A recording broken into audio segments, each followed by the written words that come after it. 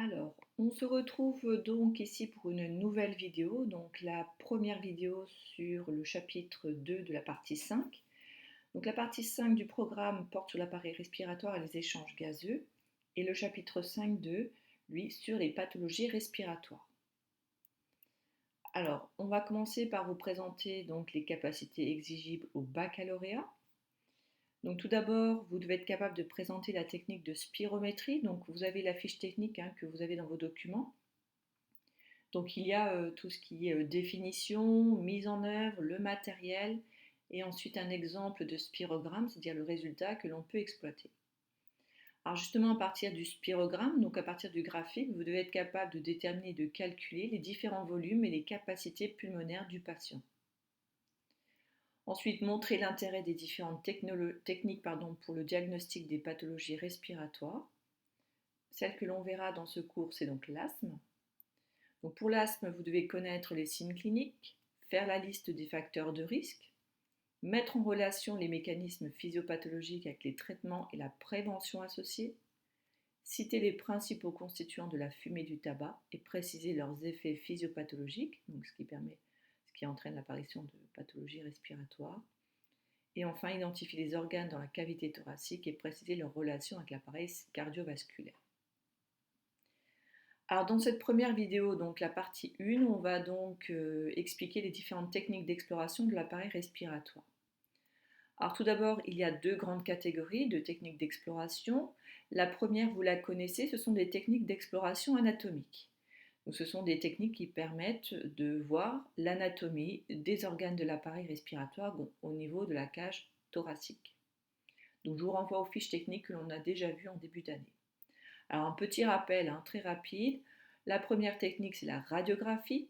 Donc elle est rapide, elle est de première intention. Donc vous avez ici un cliché du thorax, donc un cliché de radio, avec les parties en blanc, donc qui sont les parties les plus denses au rayon X, et les parties en noir, donc les régions, donc les parties du corps moins denses. Donc tout ce qui est en blanc ici, ce sont les côtes, au centre la colonne vertébrale, on a ici donc le cœur. Et en noir, ici de chaque côté, on a donc les poumons. Alors la deuxième technique d'exploration anatomique, c'est donc la scanographie. Alors cet examen permet de compléter la radiographie, de connaître la localisation, la taille, la nature d'une éventuelle anomalie. Donc voici un cliché ici donc d'un scanner au niveau du thorax. Et enfin, la dernière technique d'exploration de l'appareil respiratoire, c'est la fibroscopie. Donc la particularité, c'est qu'on utilise un fibroscope, on l'a déjà vu pour visualiser l'intérieur de l'appareil digestif, l'œsophage, les intestins.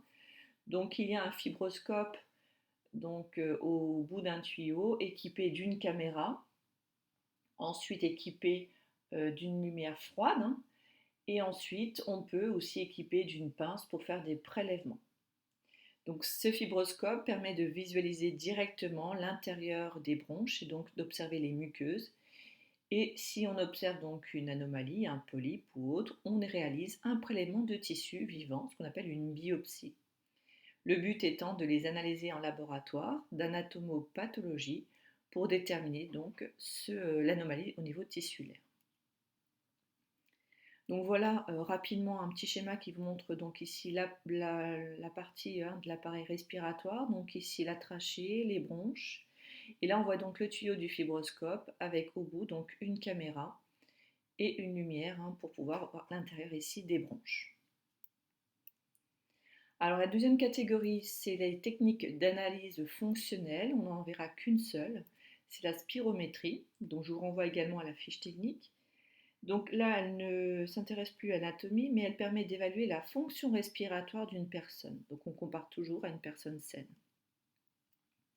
Alors le principe de la spirométrie, on peut voir sur cette photo donc un patient qui respire dans un embout ici, relié à un filtre. Et cet embout est relié à un appareil de mesure qui lui est relié à un ordinateur qui va donc réaliser le spirogramme, donc le graphique.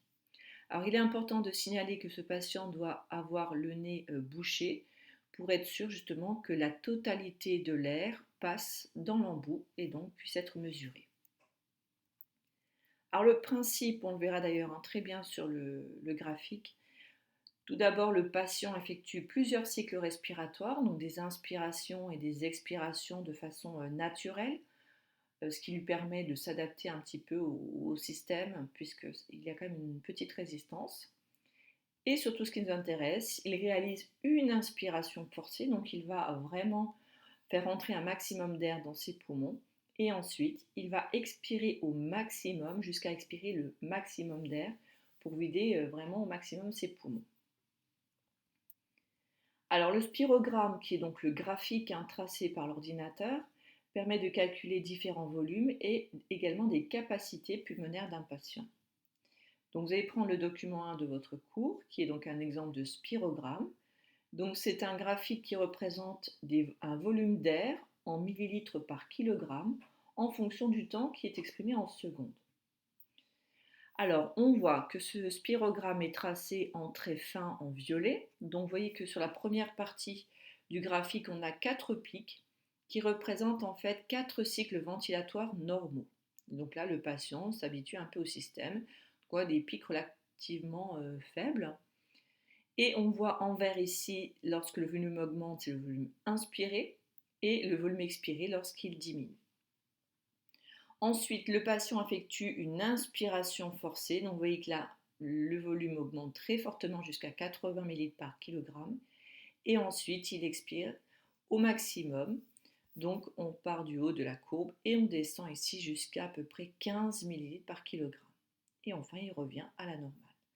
Donc entre ces deux traits en pointillés, on a donc un cycle ventilatoire forcé. Et ensuite, le patient effectue des cycles ventilatoires normaux.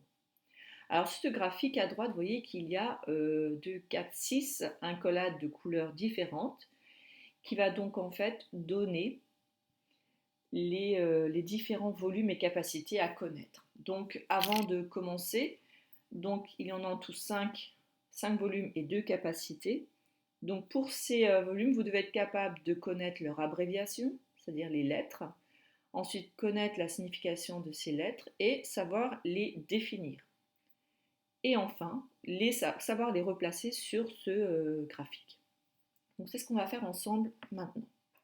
Alors le premier volume, c'est le volume VC, volume courant. C'est le volume d'air inspiré ou expiré à chaque mouvement cycle respiratoire. Donc là, il est en bleu. C'est lorsque le cycle ventilatoire est normal. D'accord? Donc si vous voulez, c'est la hauteur des pics au début du graphique. Donc on part de la base jusqu'au pic. Ensuite, on a le VRI, volume de réserve inspiratoire, qui est le volume maximal inspiré après une inspiration normale. Donc là, vous avez le volume de réserve ici en vert, inspiratoire, puisqu'on a une augmentation du volume, donc c'est la partie haute du pic. Ensuite, on a le VRE, volume de réserve expiratoire, c'est le volume maximal inspiré après une expiration normale. Donc c'est ce qu'on rajoute, c'est ce qu'on expire en plus, donc après un cycle normal. Et là, vous l'avez en violet, donc le volume de réserve expiratoire. Donc c'est ce qu'on peut éventuellement expirer au maximum si on force un peu la respiration. Première capacité, c'est donc CV, capacité vitale. On peut également l'appeler CVF, capacité vitale forcée, qui correspond au volume maximal d'air pouvant entrer et sortir des poumons lors d'une inspiration et d'une expiration forcée. Donc là, vous voyez que c'est la somme finalement des 3 volumes précédents. Donc ici, en rose, c'est le VRI plus le volume courant plus le volume de réserve expiratoire. Ensuite, on a la capacité totale, qu'on peut écrire CTF aussi, capacité totale forcée ou capacité pulmonaire totale. Vous voyez que les 3 sont possibles, donc il faut connaître les 3, puisque dans un devoir ou dans un examen, vous ne savez pas exactement l'appellation qui va être utilisée. C'est le volume d'air maximum contenu dans les voies aériennes après une inspiration forcée. Et là, c'est donc ici en noir. Donc elle regroupe tout. On part de 0 jusqu'au pic de l'inspiration forcée. D'accord? Et donc la différence entre la capacité totale et la capacité vitale, vous voyez qu'une accolade orange en bas, qui est donc le volume résiduel, qui est le volume d'air restant dans les poumons après une expiration forcée. Puisque malgré le fait que vous allez au maximum pour expirer l'air, on ne peut jamais vider le contenu des poumons.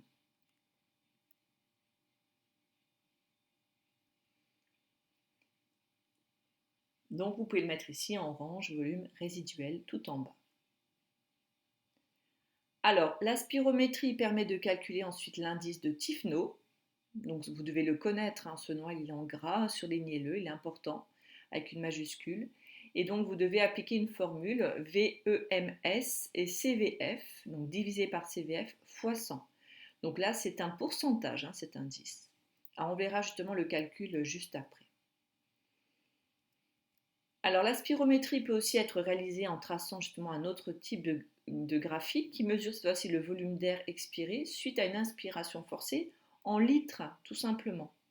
Donc c'est le document 2 que vous avez. On a donc deux enregistrements spirométriques sur le même graphique, A pour une personne malade et en B pour une personne saine. Alors à partir de ce graphique, on peut donc déterminer deux paramètres. Le premier, c'est le fameux VEMS, d'accord, que l'on vient de voir dans la formule de l'indice de Tifno, qui est le volume d'expiration maximale en une seconde. Donc ce qui est important ici, c'est une seconde. Donc vous devez repérer sur votre graphique une seconde. Vous tracez verticalement donc un trait pointillé qui coupe les deux courbes. Et faites une lecture, donc vous tracez des traits horizontaux pour lire sur l'axe des ordonnées pour voir quel est le volume. Donc ici pour une personne malade, on a un volume de à peu près 2,3. Pour une personne saine, donc pour la courbe B, on a à peu près un volume de 4. Donc là on voit déjà la différence, hein. Une personne saine peut quasiment expirer le double de volume qu'une personne malade. Le deuxième paramètre qu'il faut calculer, on l'a vu pour la formule de Tifno, c'est la CVF, capacité vitale forcée. Donc là, c'est le volume expiré au maximum. Donc là, on s'intéresse à la fin de la courbe, à la fin du temps expiratoire, lorsqu'on a arrêté d'expirer. On trace un trait vertical en pointillé et on reporte également sur l'axe des ordonnées pour voir le volume de CVF. Et là, on voit que pour la personne malade, il est de 4, alors qu'une personne saine peut expirer au maximum un volume de 5,2 à peu près.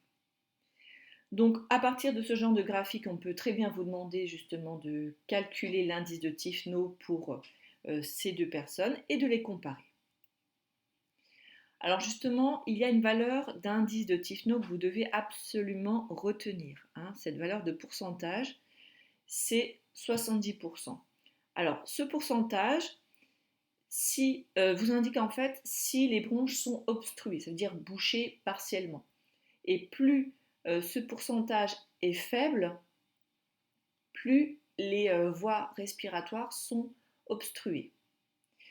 Donc ici, selon le degré, donc selon la valeur du pourcentage, on peut savoir si les bronches sont obstruées de façon faible ou importante. Et donc je vous rappelle que cette valeur-là, c'est 70%.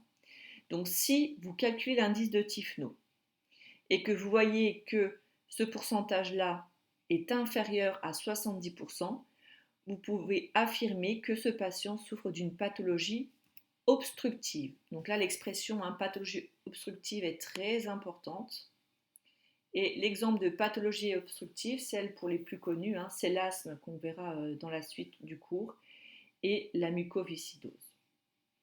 Voilà, donc vous devez être capable d'exploiter ces deux types de graphiques. Donc le spirogramme avec les volumes et les capacités, mais également le spirogramme en litres pour calculer l'indice de Tifno. Voilà, donc dans la prochaine vidéo, donc la partie 2, on verra donc l'asthme